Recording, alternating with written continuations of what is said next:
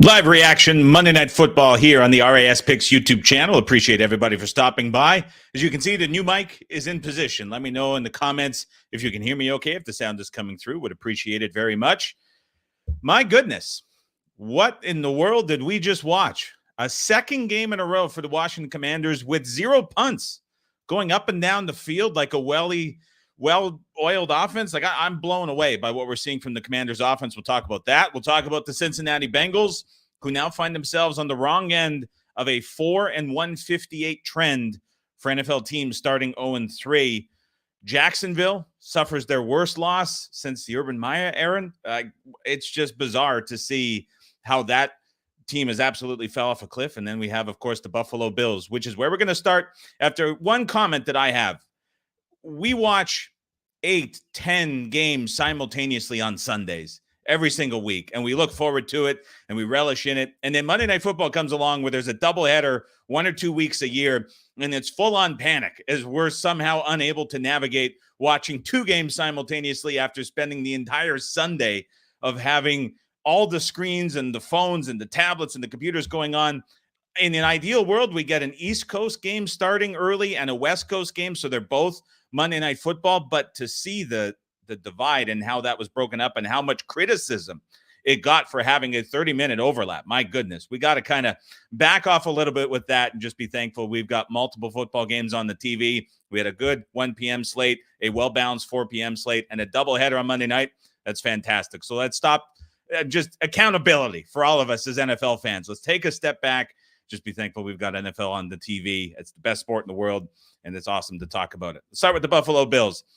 I think in a season where there's so much criticism of teams who are starting the season slowly because either they didn't play guys in the preseason or they were slow to integrate guys into a new scheme or they were trying to do a whole number of different things with new pieces and new weapons. There was so much criticism about how teams have gone in to start the season. And then there's Buffalo that in a way has kind of been an exception to that, because just look through what the Bills are playing through these first 3 weeks. They have an offensive coordinator who now is in the position for the first time with the team in a full-time role. You have a new defensive play caller. You have multiple new defensive positional coaches. You are playing with 4 of 5 new wide receivers on offense. They are going through a defensive shift where they have 2 brand new safeties replacing guys who have been there for a long time. And before the season, you lose the heart and soul in the middle of the defense in Matt Milano. Weeks 1 and 2, you lose your all-pro cornerback. You lose your all-pro linebacker. I mean, there's injuries, there's new personnel, there's changes. And yet here are the Buffalo Bills through 3 weeks, a dominant 3-0, and it is solely being led by Josh Allen. And Ryan Roberts brings up the MVP future. He is now the current favorite to win. We were talking about him in the summer. We got a nice number. It is now down to as low as plus 250. I saw in game as he jumped ahead of Patrick Mahomes for the MVP spot. And it's kind of a generic topic to discuss. But I think when you look at the Bills' first 3 weeks and how they have started amid everything we just talked about, the success of this team is solely on the shoulders of Josh Allen. I mean, he is driving this team on both sides, and you just can't overstate how great he has been through 3 weeks of the season so far. And it is just dominant. Now, you start to wonder a little bit about the schedule. I think that becomes a bit of a fair comment. In week 1, they have the Arizona Cardinals. That defense is one of the worst in the NFL. Tonight, they had the Jacksonville Jags, who I think now have a ton of questions, especially on the defensive side. Week 1, they give up more than 400 yards to the Miami Dolphins. Week 2, you lose to the Cleveland Browns, and Deshaun Watson looks much better against that defense than he did in week 1 or 3. And now tonight, I mean, they allowed touchdowns on the first 5 drives of the game and found themselves on the wrong side of a 34-3 deficit. So does that play into it a little bit? I think it's a fair question to ask, but it's hard to discredit anything that the Bills have done so far. It's just been wildly impressive under Josh Allen. At one point in this game, from an EPA perspective at halftime, the Bills were a net 1 point better. I mean, every time the ball was being snapped, the Bills were gaining a point. It was incredible to watch. Let's go to Jacksonville. I don't know what is wrong with this team. I don't know if it's Doug Peterson. I don't know if it's Press Taylor and the play calling divide. I'm shocked at what Ryan Nielsen put on the field tonight. I think we'll start on the offensive side. What is the game plan for Jacksonville on offense in that game? You're looking across the field to a Buffalo Bills team that has injuries at linebacker, injuries in the middle, injuries in the slot. Like the middle of the field is where you want to attack this Buffalo Bills team at the moment. At the half, when the game was effectively over, the passing chart for Trevor Lawrence had 1 or 2 dots in the middle. Everything else was outside the numbers. The one spot you don't want to attack the Buffalo Bills defense in its current state is outside the numbers. I mean, they went and played right into the strength of what the Buffalo Bills have on defense and just made it easy for them, quite frankly. So that's just a major question mark of what in the world was the game plan for the Jags on offense. And then defensively, I mean, it's a bigger question. In week 1, Ryan Nielsen went up against the Miami Dolphins, and he says, I play man coverage. This is what I do. We're taking it to Miami. Okay, you're establishing the scheme. You're establishing the culture. I get it. It was good. It almost worked out in a game that the Jags blew. They gave up 400 yards to Miami, but it didn't quite show up as such on the scoreboard. It was a surprise that he played through it. Last week against Cleveland, a mess. This week, I mean, we don't have the official numbers yet, but you're watching the game, you're reading reporters' tweets, you're reading film guy tweets, and everything's pointing out the obvious. It's a ton of two-man coverage, which is just something you do not want to put up against the Bills because it makes everything easier for Josh Allen and what he excels at.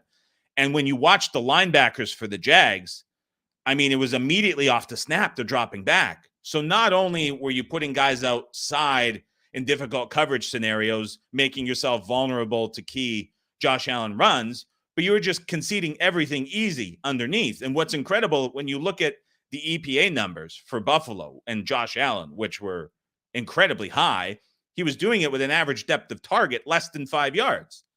And Jacksonville just kind of sat in this all game long. And so it was like on both sides of the football, the entire coaching staff for Jacksonville looked at it and they're like, what would be the worst possible game plan that we can devise against this Buffalo Bills team? And decided to run it for the whole game, perhaps out of surprise, thinking that the Bills wouldn't attack it. The Bills were just dropping back and saying, here's what you're giving us. We're taking it, and just took whatever they wanted and went up and down the field with zero resistance. Just baffling game plan on both sides of the ball for the Jags. And again, Urban Meyer, his worst loss was a loss by 30 points. This Doug Peterson loss tonight was worse than anything from that disaster season. And where does this leave the Jags now going forward? I don't know. But the answer against Josh Allen is not dropping linebackers out and playing man coverage with 2 deep safeties. It's not. That's not what you're doing ever. And that is what the Jags did all night. And offensively, they just went right at the teeth of the Bills. Just a head shaker in that game. But again, dominant performance by Josh Allen in Buffalo. We get to the later game, which in my opinion was by far the more entertaining game and probably the one that everybody spent a lot more time watching. Watching how that game played out, it's hard not to ignore what Washington is doing on offense. The last time the Commanders punted was in the fourth quarter with 11 minutes left in week 1 against the Tampa Bay Buccaneers. So they have now gone more than 8 quarters without punting the football. Didn't punt against the Giants, didn't punt tonight against the Cincinnati Bengals. Offense with Cliff Kingsbury moving up and down the field. We see Terry McLaurin emerge tonight as that key number 1 threat. He's going to continue to be an absolute weapon for Jaden Daniels. But this run game looks great. Jaden Daniels with his legs looks awesome. Everything we kind of anticipated coming into the season from all the preview podcasts with this offense is coming to fruition. Now, not to be lost in this game, which might be the bigger story and might be the bigger talking point to take away from this, is the opponents that Washington has faced as well as their defense. So when we think about their opponents, Cincinnati tonight, last week they played the New York Giants. Cincinnati's defense, we talked about it on the Wednesday preview podcast. We said this is a problem. This is why I liked Washington to cover in the game tonight, because Cincinnati's not stopping anybody. And they're getting bullied up front because they lost DJ Reader in the offseason. You're missing your 2 starting defensive tackles. You're missing backups. It is a major problem for Cincinnati. So, of course, Washington was able to exploit that. Last week, they played a Giants team, which is very weak in the secondary, one of the worst units in the NFL. So in the last 2 weeks, things have certainly come quite easy for Jaden Daniels in this offense. It's hard for me to get out of my mind the week 1 performance, albeit a debut, so you can caveat that a little bit, against Todd Bowles with a healthy Bucs defense at the time. Jaden Daniels and the Commanders completed 6 passes to wide receivers all game, and those came later in the game. So we've seen a pretty drastic two-sided viewpoint of the Washington Commanders so far. Doesn't look like they're going to be challenged in week 4 as they get another easy matchup, but something to keep in mind as we get into week 5 and week 6 when the schedule starts to change a little bit. It's been pretty good spots for Washington so far. Now, defensively, Washington is winning in spite of their inability to get stops. They allowed more than 6 yards per play against the New York Giants, more than 7 yards per play tonight against the Cincinnati Bengals. This Washington Commanders defense is bend but don't break at best, and I think that that's being generous when you look at just the lack of talent that is in the secondary. Like, you can't put St. Juste on Chase. That was a matchup they felt confident in, and he was getting burned. Like, there's very little resistance in this secondary, but it has been really good matchups for Washington the last 2 weeks against softer defenses that have allowed them to play at an offensive rate that is very unsustainable. Obviously, not punting is not something you're banking on. And like, you think about the margins that they have won by, they just squeaked by the Giants. Tonight looks really good. Again, you can look at the scoreline as the final.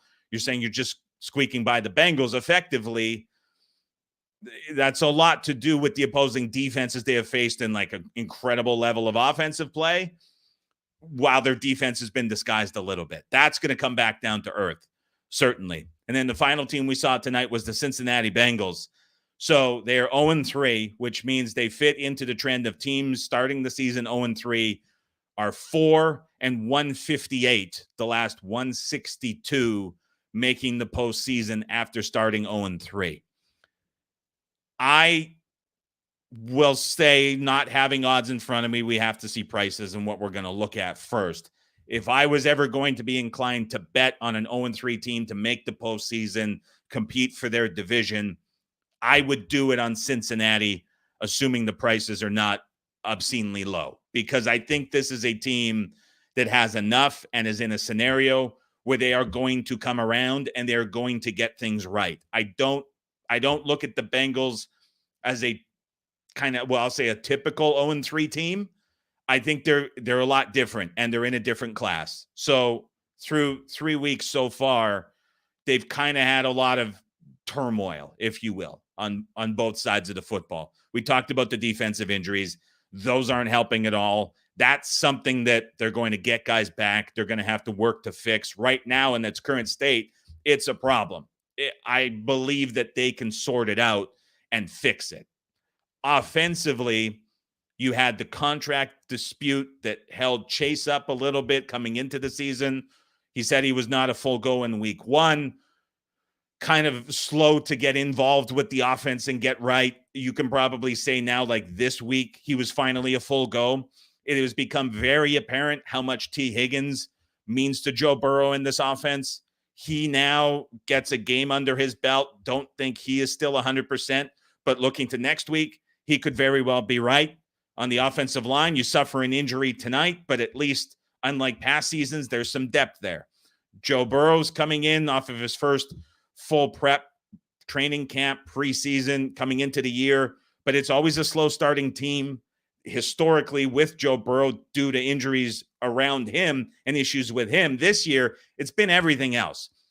I think this is something the Bengals can fix. And like, you're watching it tonight and it looks like it's coming and it looks like it's close.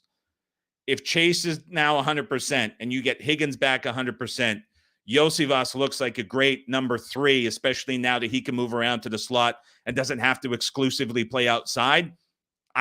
I don't hate the trajectory that the Bengals are slowly starting to lean here, even with this loss. Next week, full-on desperation. Massive game for them, no question. They have to have it next week. I think they will. You get that win, you start turning things around. I don't hate the trajectory. So again, before committing to a bet or looking at it, you have to see the prices. But I'm not as concerned with the Bengals as an 0-3 team like I would typically be with a lot of these other teams, because I do think that they sort it out and get things right. Ryan Roberts says adding T to the offense seems to open things up. Granted, I'm sure Washington's secondary helped that. It's both. It's absolutely both. He matters a ton, but this Washington secondary is going to be exploited by every team that they face. Going to check on a couple of other questions in here as well. Navbar says Washington is more impressive than Bills. Holy smokes, what a take that is. Albeit Cincy has deeper issue than just defense. Most of the team discord is over money. It sounds like it's being sorted out. Again, you now have the guys out there, and you have to look forward to how that is going as well. Andrew Senderman. Trevor Lawrence looks like dog shit. Peterson's going to get fired before the season's end at this rate. That's interesting, and it's certainly something that comes to mind. You would think he has a little bit more leash than that, but I don't know if it's going to be sooner. I don't know. It doesn't feel like it's going to be immediate. Perhaps later in the season, it seems like he's got a longer leash than what we were looking at with Meyer, but it's hard not to look at just the full-on dysfunction that you're getting from the sidelines in this. Question from a name that I cannot look at, pronounced CklejDys. I'm impressed that you remember that to log in. So many questions that the Sharps took the Jags from 6-4. It's been a weird season in that regard, where a lot of these numbers are adjusting to what typically kind of seems and feels like what the price should be based on past seasons. Like Miami, Seattle was one that fit into that this week. And just some of these games are done like first, second quarter, just completely going the other way. It's been a market that has been full of disagreement, a lot of two-way action on a lot of games, a lot of movement around key numbers, a lot of movement back to the keys, and then they get taken again. Very interesting few weeks, but certainly when you look at the number and how that moved, that certainly stands out as another one. TB Shale says, Adam, deep dive into Arizona and Washington this week. Couple of contrasting situation as Kingsbury goes back to the desert. Arizona is playing its third home game in a row, and Washington doing, I'm guessing you were going to say back-to-back. Interesting point with Arizona, Washington, and the Kingsbury revenge. You have two secondaries that are very weak. You have two defensive fronts that are very weak. Very fun matchup on both sides of the ball that we will absolutely talk about on the Wednesday preview show in great detail, as well as on the episode of the podcast each and every morning.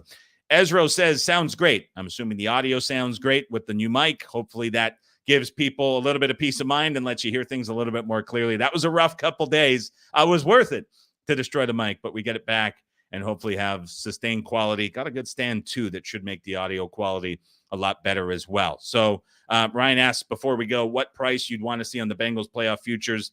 I haven't looked enough into it. Just watching the game and thinking about it and seeing what we're seeing on offense and just thinking about the defense, I'm intrigued by it. I want to go back and look and see what some other 0-3 teams are at going into week 4, try to figure out where this should be or what it might be relative to what it was preseason.